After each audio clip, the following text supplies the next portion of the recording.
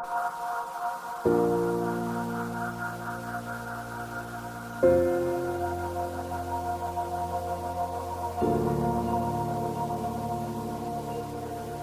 salut s'explique à de diverses manières, selon la chair ou selon l'esprit.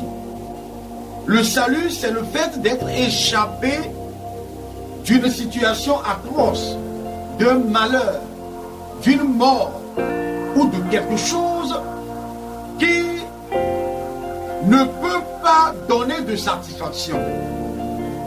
Si quelqu'un est sauvé d'un accident, il a le salut.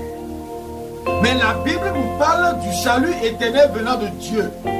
Et c'est le Seigneur Jésus-Christ seul qui le procure.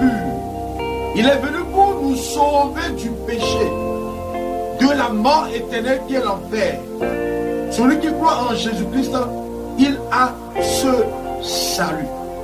Le salut qui vient de Dieu. Il y a de la paix de sang dans Marc 5. Elle a eu le salut. Parce qu'elle a cru en Jésus-Christ. Et le sang a coupé. Maintenant, selon la chair, elle est guérie. C'est le salut charnel. Maintenant, en esprit, elle est guérie éternellement. C'est le salut spirituel. Pour obtenir le salut, il faut croire en Jésus-Christ.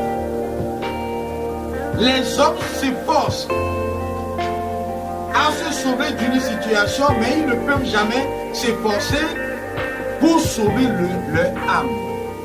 Le salut vient de Dieu. Et la seule personne que Dieu a envoyée, en qui nous pouvons croire et être sauvés, c'est le Seigneur Jésus-Christ. Si nous voyons dans Éphésiens 2, verset 8, c'est par la foi que vous êtes sauvés, c'est le salut. Et cela ne vient pas de vous, c'est le don de Dieu. C'est le don de Dieu qui est le Seigneur Jésus-Christ qui nous procure le salut éternel. Ce salut, c'est sans effort, mais c'est par la foi. Et mais quand la grâce de Dieu ne te visite pas, tu ne peux pas avoir ce salut. Jésus-Christ a souffert à la croix. C'est la souffrance du péché. Il a payé le prix à la croix. C'est le prix du péché. Et tout est accompli. Donc, celui qui croit, son âme a quitté la mort et est rentré dans la vie. Son âme a quitté le péché et est entré dans la justice.